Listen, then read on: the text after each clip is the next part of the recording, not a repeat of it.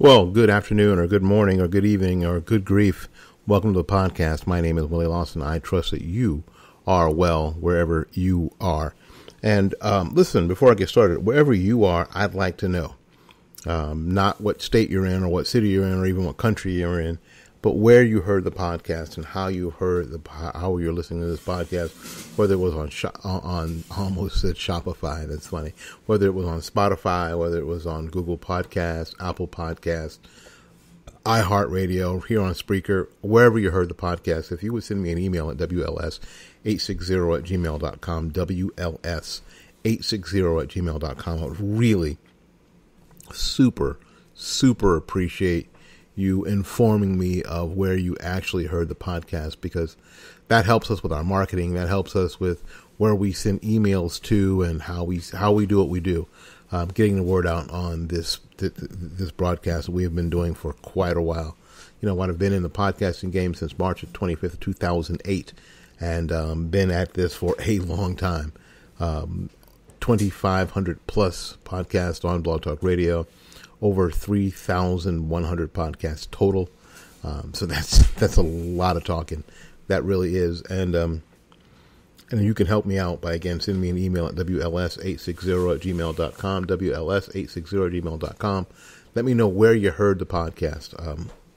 That would be very, very helpful. Tonight we are going to, or today, or whenever you're listening to, we're going to talk about 3 keys that I think that are going to be super important in sort of taking back what we're going to call, for lack of a better term, Black America. And this is something that, and this is basically a message to people who are leaders in those communities. These are things that I think that we ought to concentrate on, that you ought to concentrate on. Now, a leader in that community may be an elected official. It may be somebody who is an organizer, people who make sure that they keep their local officials, on point and make them accountable and the like. If you've got any influence, now sometimes the influence may just be that you are on like a crime watch. You know what? You're somebody who you may sit in your house with a pair of spy glasses and make sure that the police know that Junebug and them back out on the corner again, selling that mess. Right? You're a leader in that community too. So this is basically for y'all. So when we get back, I'm going to talk about just that, those 3 points. Now, by no means is this some definitive list. And every community is different. Every community needs something different. But if we can get a starting point, I think that would make a big difference. We're going to be back right after these messages. In America, there are 3 proven ways to build wealth: business, investment, and real estate. All 3 seem to have high hurdles to jump to get into. But believe it or not, real estate is the lowest of the 3 hurdles, and multifamily real estate investing is the best way to go. From duplexes to apartment complexes, multifamily investing brings the biggest bang for your investment buck. My friends at Buy It, Rent It, Profit and the Landlord Academy are ready, willing, and able to get you going on the path of building wealth. Contact Joe Ebanks and Brian Chavis at buyitrentitprofit.com. buyitrentitprofit.com. This is Willie Lawson for the Armed Citizens Legal Defense Network. You can have access to a growing nationwide network of attorneys and legal experts. You can get bail assistance. The network provides up to $25,000 to post bail on behalf of a member who has used force in self-defense. The fee deposit to your attorney immediately after a self-defense for representation during questioning and other vital defense services. You can reach us at Armed Citizens Legal Defense Network. Our number is 360-978-5200. That's 360-978-5200. Or go to www.armedcitizensnetwork.org.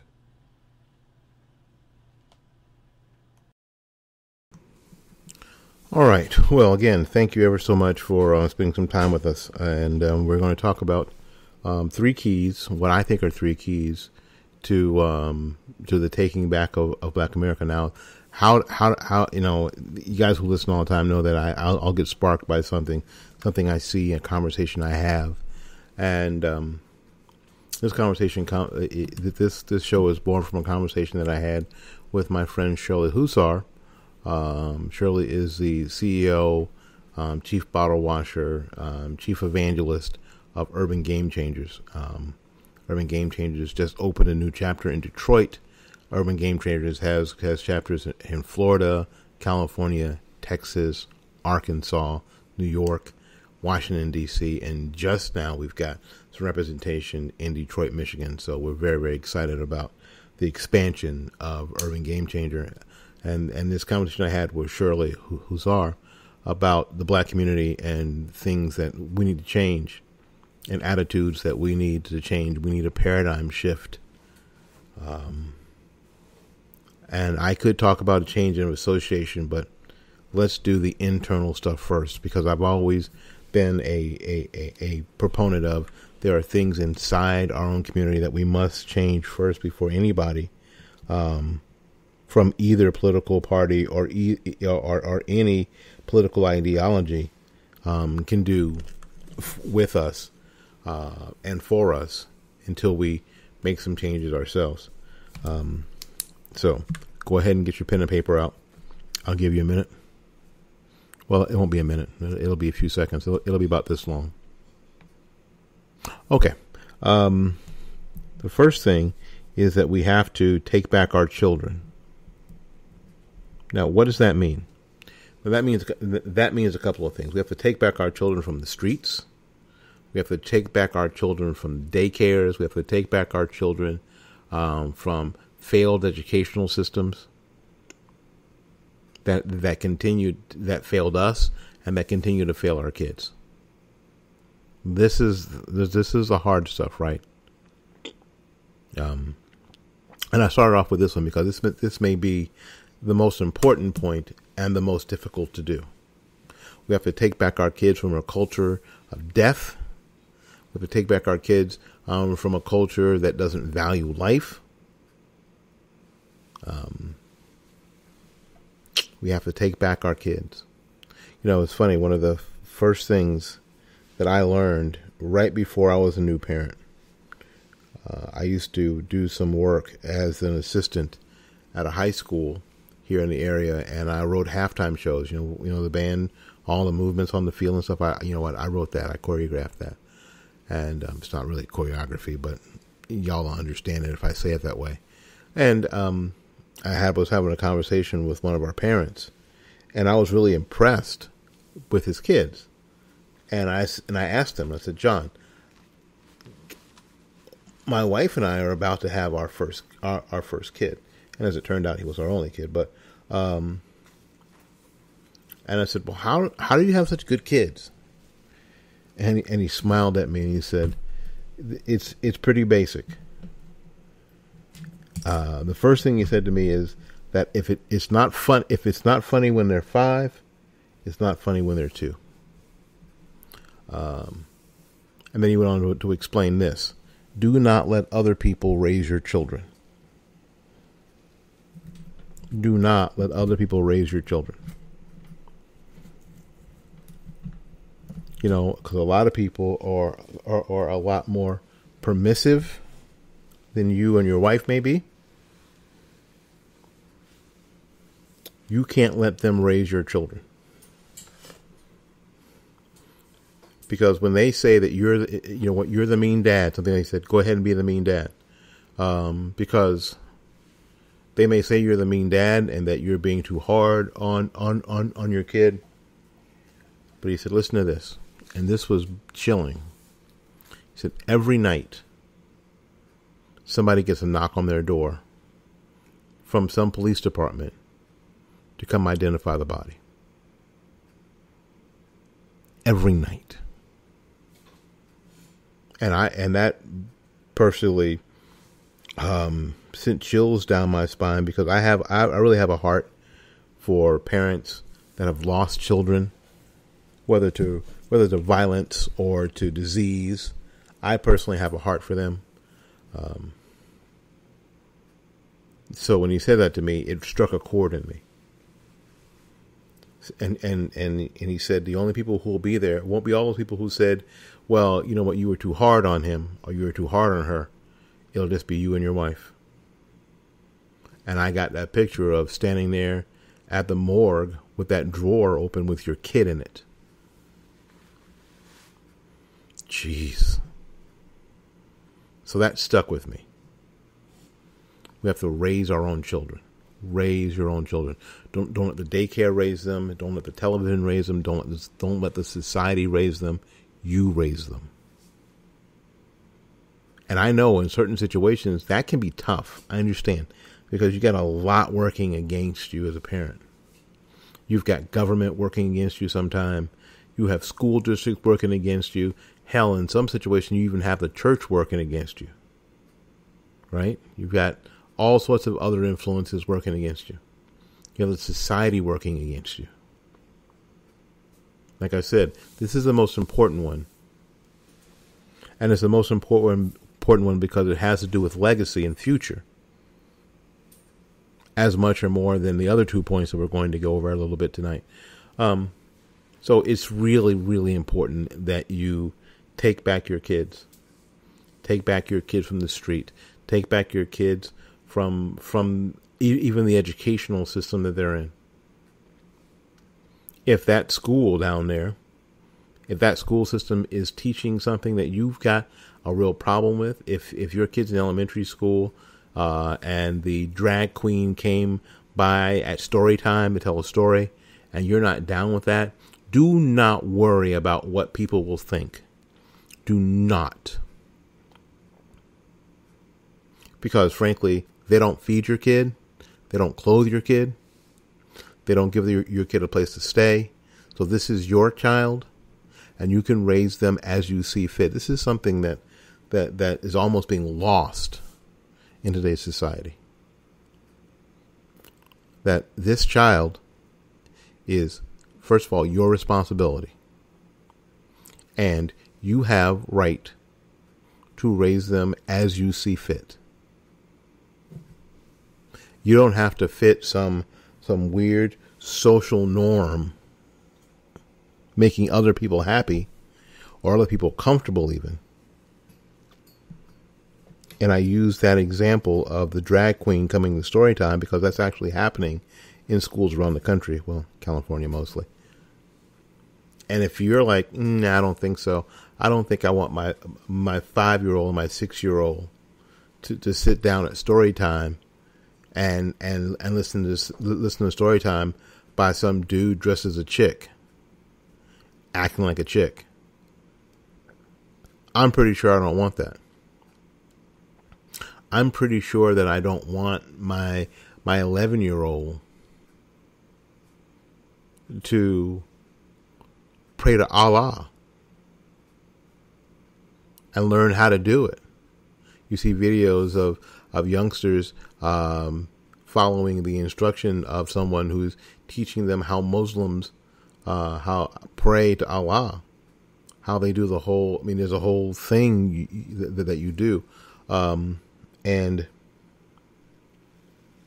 you know, inside the synagogue, inside the mosque, and if I don't want my kid to know or be involved in that, then you know what? I'm okay with speaking out. I'm okay. And you know what? You can do whatever you want with your kid. Yeah, that's fine. But that's not how we do it. When I say that, that's not how we do it in my house. That's not how the Lawsons do it. That's not how we roll. If my kid at some point wants to explore Islam, my kid's 28. He's not interested right now. That's for sure. Then he can explore Islam. But in the meantime, as for me and my house, we will serve the Lord. So there you go. And I don't feel like I'm being old-fashioned. I don't feel like I'm being closed-minded. And if I'm being closed-minded, then so be it. Then that's what it is. And this is the backbone that parents have to have. And you have right, and I want to encourage parents right now, even in the toughest of situations, you have right to that. You have right to that by virtue of what you've already done, by the sacrifice that you've already made. You have right to that. So we must first decide that we are going to raise our own children. And in that we are going to teach our own history. And if you don't know the history, find out. If you don't know the history or the black history of your area, then find out. And we're going to teach our own history. We're going to talk about slavery in an intelligent way, and we're going to say, guess what? The movie Roots was not a documentary about how slavery was. Slavery is horrible and terrible, and still goes on. And slavery in America was horrible and terrible. But how it was portrayed in that movie is not how it was. We're going to talk about, you're going to tell your kids, not every black face that came here has a history or a kinship with somebody who came over on the bottom of a slave ship. There were black people who looked like them who came here as indentured servants. They came here as freemen. And some of them were never slaves. So don't get in their mind that that they are all slaves, or they all might as well be slaves, because that's just not true. Take control of your kids. Take them back. That's the first thing. Truly the first thing. The most difficult one. Take them back from the streets. Take them back from the gangs. Take them back from the failing schools. Take them back. They need you. All right, we're going to take another little break. We'll be back with more of the program right after these messages. Are you looking for a reliable transportation, but you don't have a bunch of money? Are you wary of used car types? And you should be. You just need a car you can afford and a dealer you can trust. Great news. Good Guy Cars is here. John Desbrow is something you don't find every day. An honest used car dealer. Good Guy Cars is at 8412 Industrial Boulevard in Tampa, Florida. The phone number is 813-999-9992. That's 813-999-9992. The web address is www.goodguycars.com.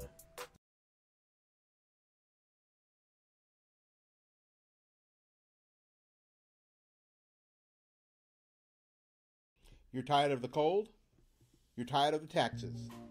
It's time to move to Florida. And our friend Gary Knight at New Homes of Tampa Bay is the perfect person to help you. You can just give Gary a call at 813-770-9452, or you can go to the website to look for your brand new home at www.newhomestpa.com. Move to Florida. It's about time.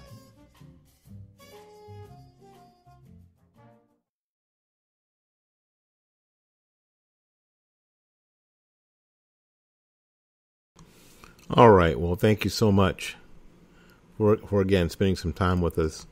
You know what? The most important thing that we can do is spend time, because it's the only thing that actually spends. Because once it's gone, it's gone. It always makes more money. It's hard to come by, but as I used to tell people, as long as they keep printing it, I'll keep finding a way to get it. So I appreciate you spending time with me. The second thing is that we have to start doing that. I don't know when this stopped as a general thing, but we have to start valuing education. Now, I've alluded to education a little bit already in the taking back of our kids, but we have to value education. And we have to value it so much, in fact, that we demand the highest quality education for our children possible. At every grade level. at every grade level, and especially the early grade levels. We have to demand top flight education for our kids at the earliest grade levels. In kindergarten. Kindergarten is not where you go to play and take a nap. Well, that's part of it. But you better be able to do some stuff, some outcome-based education by the time you get out of kindergarten, first, second, third grade. Because if your child is not reading on grade level by third grade, they're going to be chasing that grade level for the rest of their academic career. Why do I know that? Because that's how it works. So you have to get in order to value education, you're going to, as a parent, do something that you might not have done before. You're going to have to get involved in your kid's school, other than the football game, baseball game, soccer game, basketball game, book fair, whatever. You're going to have to get involved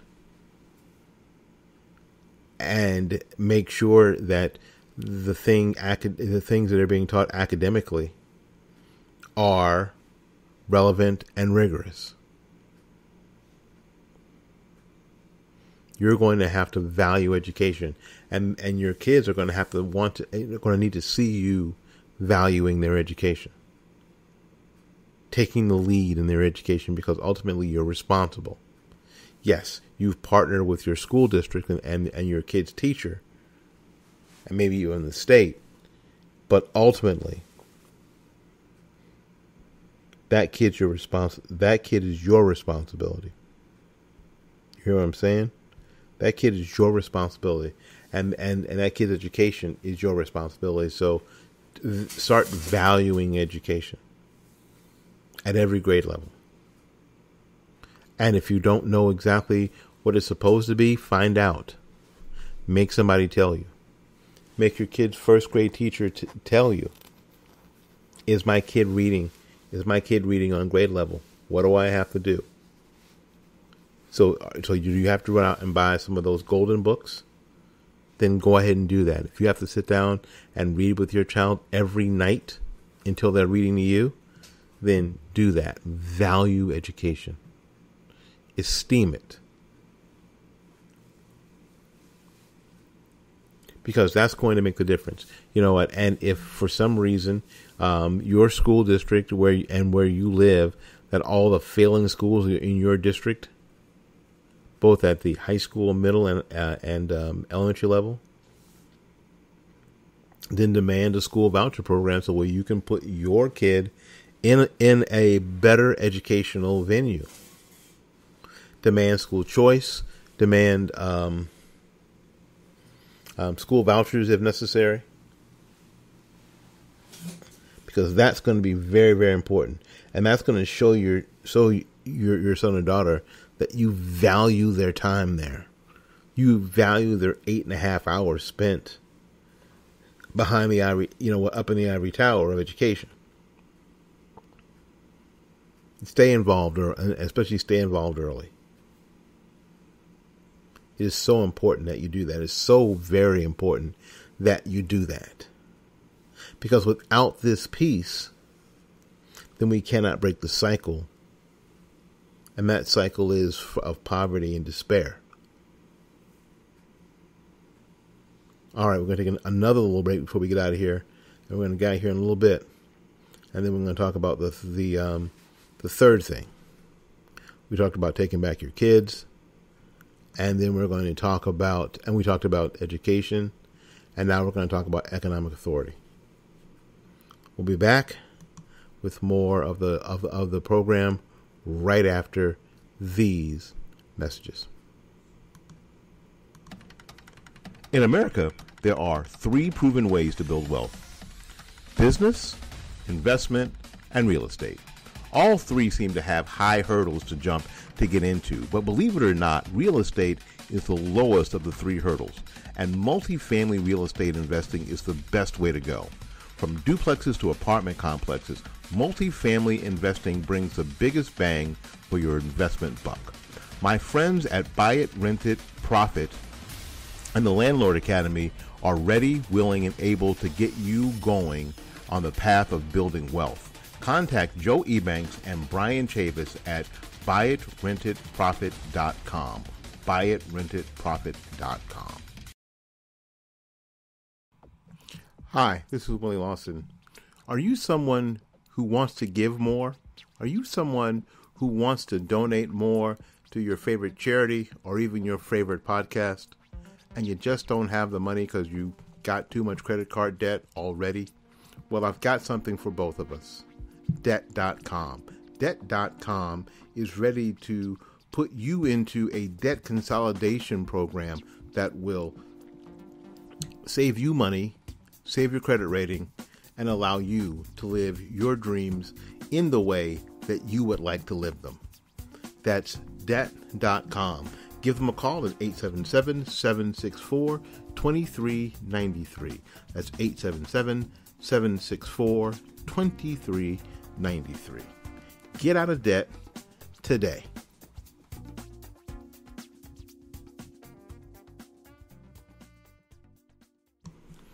All right, welcome back. We appreciate you being here. Now, we talked about taking back our children. We talked about valuing education. And now the third piece of this puzzle is economic authority. You know what? And you would think that, well, everybody here is poor, so we don't have authority over anything. Well, you do. If everybody there is poor, then you probably have a preponderance of people on public assistance, right? You probably do, and that's fine. That's neither here or there. However, what that gives you is buying power. If you get a check, if your kids get a check, that gives you power. That gives you one of the ultimate powers in our society, buying power. And so what you have to do is find a way when those dollars come in to keep them inside your community for as long as you can. Now, what's that mean? That means that, let's say that you get some public assistance and you go down to the AmScot and you get it cashed. Now let's say you got 6 crisp $100 bills. And so you go to the grocery store. Now you may or may not have a choice of grocery stores. But let's say you do. One of the grocery stores is a state or national chain with headquarters in another state. Right? The other is a mom and pop grocery store that has 3 employees, and all those employees live right here in the neighborhood.